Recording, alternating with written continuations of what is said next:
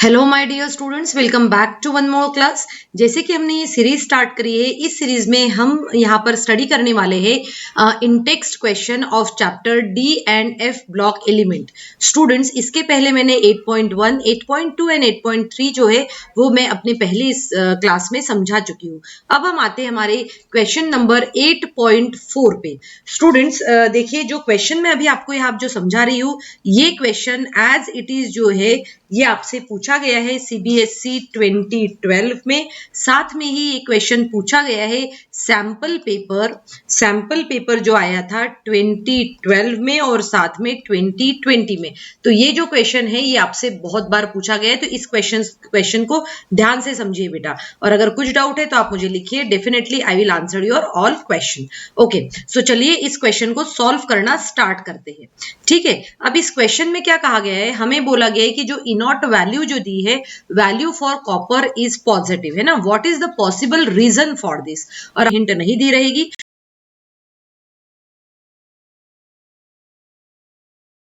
और हिंट ये है कि consider its high enthalpy of atomisation and low hydration. Enthalpy जो है इसको आपको कंसिडर करने के लिए कहा गया है। तो चलिए अब इसको हम समझते हैं। तो हमारे पास में क्या है, ई नॉट वैल्यू है। ठीक है, जो रिडक्शन पोटेंशियल जो हम कहेंगे वो हमें दिया गया है। तो फिर हम कहते हैं कि इसकी जो वैल्यू रहती है for any metal, for any metal जो रहती है वो डिपेंड करती है एटमाइजेशन पे, enthalpy of atomisation, enthalpy of ionisation and enthalpy of hydration. ठीक है, तो ये किस पे डिपेंड करती है वो मैं आपको यहाँ पर समझाती हूँ। Is based upon three factors पे जो है ये डिपेंडेंट करती है। कौन कौन सी, जैसे देखो कि अगर कोई मेटल सॉलिड है, ठीक है, अगर कोई मेटल सॉलिड है और अगर हम उसकी बात करते हैं एंथैल्पी ऑफ एटमाइजेशन की, तब वो कन्वर्ट हो जाएगा, मेटल जो है वो गैसियस स्टेट में आ जाएगा। और ये डेल्टा ए एच हम क्या कहेंगे, इसे हम क्या कहेंगे, एंथैल्पी ऑफ एटमाइजेशन। क्या है ये, एंथैल्पी ऑफ एटमाइजेशन है ये। ठीक है, एंथैल्पी ऑफ एटमाइजेशन। ठीक, अब देखो ये तो हो गया। उसके बाद में अगर हमारे पास में ये है, ठीक है, गैसियस है। अब अगर हम इसमें आयोनाइजेशन एंथैल्पी यूज करें, कौन सी, एंथैल्पी ऑफ आयोनाइजेशन, तब ये कन्वर्ट हो जाएगा हमारा आयंस में। किस में कन्वर्ट हो जाएगा, आयंस में। और फिर अगर उसके बाद में ये जो आयोनिक फॉर्म में कन्वर्ट हुआ है, अगर हम इसको एक्वस मतलब एंथैल्पी ऑफ हाइड्रेशन अगर हम यूज करते हैं, तो ये बन जाएगा M2 पॉजिटिव एक्वस। ठीक है, तो इन थ्री फैक्टर्स पे जनरली डिपेंड करता है। तो यहां पर क्या हो जाएगी, एंथैल्पी ऑफ हाइड्रेशन।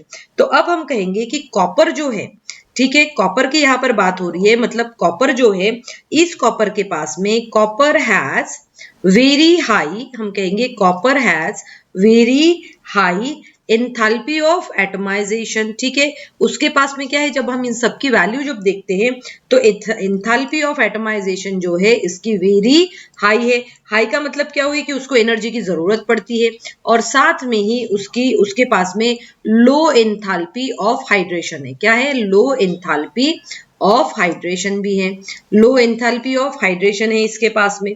अब देखो, मतलब एनर्जी रिलीज हो रही है इस सिचुएशन में। देखो इस सिचुएशन में हमें क्या होती है, एनर्जी रिक्वायर्ड रहती है। इस सिचुएशन में एनर्जी इज रिक्वायर्ड, जबकि यहां पर इस सिचुएशन में हम क्या कहेंगे, एनर्जी इज रिलीज्ड। इस सिचुएशन में एनर्जी रिलीज्ड होती है। ठीक है, तो जब हम इसका नेट शेल रिएक्शन देखते हैं तो हम ये कहेंगे कि जो आयोनाइजेशन एंथैल्पी जो होती है ना, तो हम ये कहेंगे कि द आयोनाइजेशन एंथैल्पी, मतलब ये हो गया आयोनाइजेशन एंथैल्पी जो नीडेड रहती है, the ionisation enthalpy needed is not compensate by the energy release. तो जितनी एनर्जी रिलीज हुई उससे कंपनसेट नहीं हो सकती, एंड हेंस हम कहेंगे Cu टू पॉजिटिव जो है इसकी वैल्यू कैसी रहती है, हमेशा से पॉजिटिव वैल्यू रहती है। So electrode potential of Cu2 positive and Cu ये कितना रहेगा, इसका पॉजिटिव रहेगा। यही इसका आंसर होगा। बेटा ध्यान से समझो, इसको लिख कर देखो ताकि आपको क्लियर हो जाए। अगर एग्जाम में क्वेश्चन आता है तो आपको किस तरीके से सॉल्व करना है ये आपको पता होना चाहिए। ठीक है, सो आई होप आपको इस क्वेश्चन समझ में आ गया है। चलिए अब चलते हैं हमारे नेक्स्ट क्वेश्चन की तरफ। ठीक है, सो नेक्स्ट क्वेश्चन की तरफ जो हम जा रहे हैं ये है हमारा क्वेश्चन 8.5। अभी 8.5 जो क्वेश्चन है हमारा, इसमें क्या कहा गया है देखो, how would you account for the irregular variation in ionization enthalpies, that is first and second in the first series of the transition metal। मतलब अगर हम फर्स्ट सीरीज की बात करते हैं, हम किसकी बात करते हैं, फर्स्ट, और ये है हमारा 3D सीरीज। ये क्या है हमारा 3D सीरीज जो है, इसमें पहले स्कैंडियम आता है, फिर ये टाइटेनियम, फिर वेनेडियम, फिर आता है हमारा क्रोमियम, मैंगनीज, फिर आयरन, कोबाल्ट, निकल, कॉपर और जिंक। ये ऐसे लिखने की जरूरत नहीं है, मैं आपको सिर्फ समझाने के लिए बता रही हूँ, है ना। सो इनमें की irregular variation of ionisation enthalpy जो है इसमें क्यों दिखाता है, इतना इरेगुलर क्यों दिखाता है। तो अब क्या होता है, बिगिनिंग वाले इसमें सबसे पहले तो इसका न्यूक्लियर चार्ज जो है, न्यूक्लियर चार्ज क्या हो रहा है, न्यूक्लियर चार्ज इंक्रीज हो रहा है। ठीक है, न्यूक्लियर चार्ज इंक्रीज हो रहा है और फिर क्या होता है कि स्लोली जो इलेक्ट्रॉन्स जो है डी ऑर्बिटल में, जो इलेक्ट्रॉन्स डी ऑर्बिटल्स में है वो भी क्या हो रहे हैं, इंक्रीज हो रहे हैं। अगर ये इंक्रीज होगा तो फिर क्या होगा, शील्डिंग इफेक्ट जो है, शील्डिंग इफेक्ट जो है वो भी इंक्रीज हो रहा है। मतलब अब हम कहेंगे कि nuclear charge effect and shielding effect ये आपस में चल रहे हैं, है ना। तो एक क्या होता है, बिगिनिंग में न्यूक्लियर चार्ज डोमिनेट कर देता है शील्डिंग इफेक्ट को, और फिर स्लोली जाने के बाद शील्डिंग इफेक्ट डोमिनेट करता है न्यूक्लियर चार्ज को, और इसीलिए हमें इसका वेरिएशन मिलता है। वेरिएशन किस में मिलता है, variation in atomic size, variation in atomic size मिलता है। और अगर एटॉमिक साइज में वेरिएशन मिला तो हमें आयोनाइजेशन एंथैल्पी में भी वेरिएशन मिलेगा। मतलब जब आप इसका आंसर लिखते हैं तो आंसर लिखते समय आपको ये जरूर देखना है कि उसका सबसे पहले एक्सप्लेन करना है एटॉमिक साइज के बारे में, और उसके बाद में हम बताएंगे कि इसी वजह से आयोनाइजेशन एंथैल्पी जो है वो भी यहाँ पे इरेगुलर ट्रेंड जो है वो शो करती है। ठीक है, क्लियर हुआ बेटा। चलिए अब देखते हैं हम इसका नेक्स्ट क्वेश्चन। नेक्स्ट क्वेश्चन में क्या कहा गया है, देखो बेटा यहां पर बोला गया है कि y is highest oxidation state of metal exhibited by its fluoride and oxide only, its fluoride and oxide only।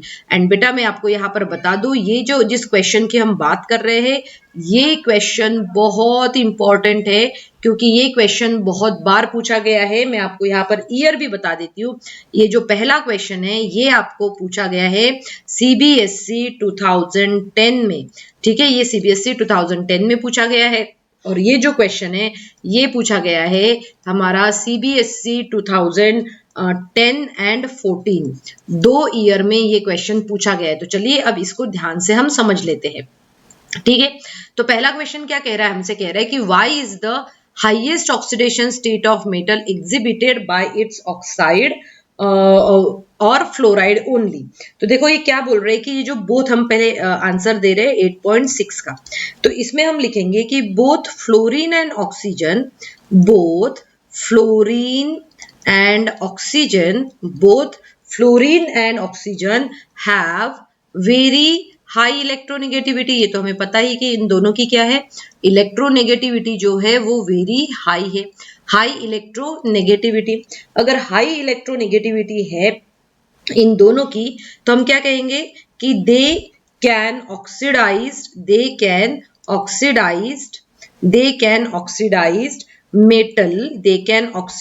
Metal to the highest oxidation state. ठीक है, एज अ रिजल्ट क्या हो रहा है, देखो एज अ रिजल्ट जो higher oxidation state होती है are shown by fluorides and oxides of the metal, और इसीलिए वो क्या करते हैं, हमेशा ऑक्सीडेशन स्टेट जो है, हायर ऑक्सीडेशन स्टेट दिखाते हैं जनरली इन ट्रांजिशन मेटल, और यही इसका रीजन है, यही इसका करेक्ट आंसर है। क्लियर हुआ ये चीज अच्छे से क्लियर हो गई। ठीक है, चलिए अब हम समझते हैं। आई होप आप सभी ने नोट डाउन कर लिया है बेटा। नोट डाउन किया नहीं है तो आप नोट डाउन करके रखिए, या तो फिर स्क्रीनशॉट लेके रखिए। मैं आपको इसके आगे का नेक्स्ट क्वेश्चन आपको यहाँ पर समझाती हूँ।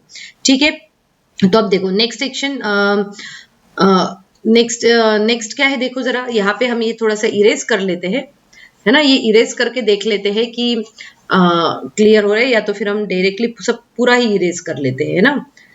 ओके, सो चलिए अब हम सॉल्व करने वाले हैं हमारा क्वेश्चन नंबर 8.7। जैसे कि मैंने बताया ये 2 साल पूछा गया है बेटा क्वेश्चन। क्या पूछा गया है question, which is the stronger reducing agent, इन दोनों में से, है ना, इन दोनों में से स्ट्रॉन्गर रिड्यूसिंग एजेंट कौन सा है और क्यों है।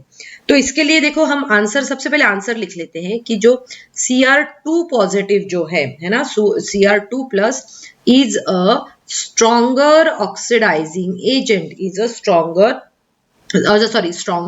रिड्यूसिंग एजेंट है। इसको क्या कहते हैं हम, stronger reducing agent than Fe2 positive. Fe2 positive से ये ज्यादा स्ट्रॉन्गर रिड्यूसिंग एजेंट है। ठीक है, रीजन क्या क्या है वो मैं आपको बताती हूँ। अगर आप इसकी वैल्यू देखोगे, है ना, अगर आप इसकी वैल्यू देखोगे तो ये वैल्यू आती है -0.41 वोल्ट, और अगर आप इसकी वैल्यू देखते हैं किसकी, Fe2 पॉजिटिव की, तो ये वैल्यू आती है, और ये Fe2 पॉजिटिव कैसे आता है, Fe3 प्लस से कन्वर्ट होता है ना, तो इसकी आंसर आता है, इसकी वैल्यू जो है वो है 0.77। चलिए देखिए अब मैं इसका प्रॉपर तरीके से आपको रीजन समझाती हूँ कि रीजन क्या है इसके पीछे। तो अब देखो जनरली क्या होता है कि D4 टू D3, मतलब जो अगर D ऑर्बिटल में 4 इलेक्ट्रॉन्स है तो वो कन्वर्ट हो रहे हैं D3 में। ठीक है, ये कब होता है, ये ट्रांजिशन अकर्स व्हेन, ये ट्रांजिशन कब होता है, when Cr2 positive changes to, when Cr2 positive changes to Cr+3 ion. ठीक है, ये क्या हो रहा है, जैसे ये जब कन्वर्जन हो रहा है तो D4 से D3 हो रहा है, जबकि अगर हम देखें D6 से D5 होता है, takes place when Fe2 positive converted to Fe3 positive ion. ठीक है, तो अब इसमें क्या होता है कि इन दोनों में से ये जो ट्रांजिशन है, जो D4 टू D3 ट्रांजिशन जो है, ये क्या होता है, मच इजियर, ये ट्रांजिशन ज्यादा इजियर होता है as compared to the second transition.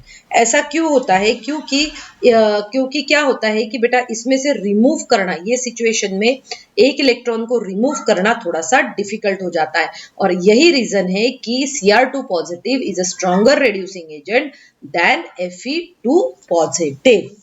Clear हुआ, समझ में आ रहा है बेटा आपको सभी को। सो आई होप आज की क्लास में मैंने आपको जितने भी क्वेश्चन समझाए हैं वो आपको अच्छे से समझ में आ गए होंगे। Thank you students and have a good day ahead.